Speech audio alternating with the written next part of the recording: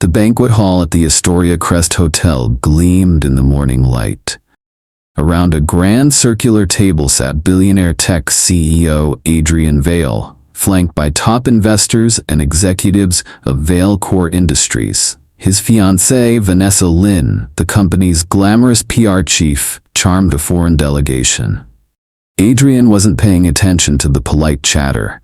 His sharp eyes studied a glass of orange juice placed before him.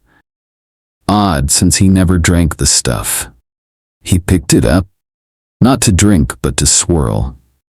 "Don't drink that," said a low voice nearby. Startled, Adrian turned. A janitor in a blue uniform, quietly wiping down a column, hadn't even looked his way. "Excuse me," he asked. "There's something in it," she murmured.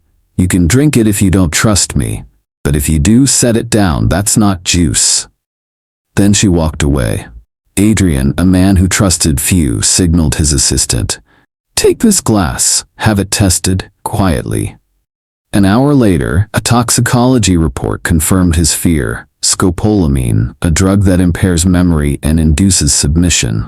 Someone had tried to drug him, in public. But what unsettled him more was that a stranger had warned him and disappeared. Adrian Vale wasn't a man who let things go. He had built Vale Core from a garage to a $30 billion tech empire. Trust was rare. Paranoia was policy. He pulled up security footage from the ballroom. Dozens of staff moved in and out, but there she was, the janitor, working calmly near his table, then slipping away. He froze the frame. Her badge read, Lena Quinn. "Find her," he told his head of security. Within 2 hours, they tracked Lena to a maintenance apartment above the hotel garage. But when they arrived, the door was wide open, and the place ransacked. Papers shredded. No sign of her. "She's either on the run," the head of security said, "or someone didn't want her to talk." Adrian examined a photograph left behind. It was half-burned. But in it, Lena stood next to a man he recognized, his head chemist. Doctor was Royce Tennant. The same man Vanessa had personally hired 3 months ago. That night, Adrian quietly slipped out of his penthouse suite and knocked on Dr. Tennant's lab. Empty. He called Vanessa. "Hey, have you seen Royce tonight?" "Not since yesterday," she said, voice casual. "Why?" "Just checking." But Adrian's instincts screamed she was lying. Adrian Vale didn't sleep that night.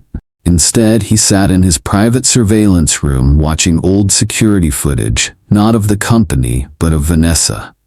A woman he had planned to marry in less than 60 days. He scanned clips from the research wing, especially nights when only Vanessa and Dr. Tennant had access. On 2 occasions, he saw them enter the lab late and leave hours apart. Too friendly. Too frequent. Then one clip hit like a hammer. Vanessa handing Royce a small silver capsule, identical to the ones Adrian used for his personal vitamin stash, stored in a biometric drawer in his private suite. She had access to everything, including him. He called off the engagement party, said it was delayed for business reasons. But quietly, he launched his own internal investigation. He confronted Vanessa in the garden of their Malibu villa. "You were in my suite," he said. "I live with you," she laughed. "That's not a crime." "And the drawer where I keep my meds?" She hesitated, just a flicker. "I refill them for you. I thought I was helping." Adrian nodded, calm, but his heart thundered like war drums. 3 days later, Adrian got a call from a remote hospital outside the city. A woman had checked in with burns and smoke inhalation. No ID, but she'd asked for Adrian Vale. He rushed there in silence. When he entered the room, he saw her, barely conscious, her hand bandaged, her breathing raspy. But her eyes were the same. It was Lena Quinn, the janitor who had warned him. She whispered, "They tried to burn me alive." For speaking. Adrian leaned closer. "Who?" "Your fiancé and Royce. They were planning something. I overheard them. The drug was just the beginning. They needed control of the board." You were in their way. She handed him a scorched USB drive from her coat. Proof. Adrian stayed by her side until she fell asleep. Back home, he plugged in the drive. Inside were secret lab reports. Formulas developed under Adrian's name. But these weren't just pharmaceutical. They were prototypes for neural compliance agents, experimental drugs to manipulate cognition. And Vanessa had already pitched them to a foreign investor, using Adrian's name to secure preliminary contracts. It wasn't just betrayal. It was treason. Adrian Vale didn't go public. Not yet. Instead, he played the part. The calm CEO, the loyal fiancé, the picture of grace. He scheduled a private board meeting, one Vanessa had worked hard to stack with her allies.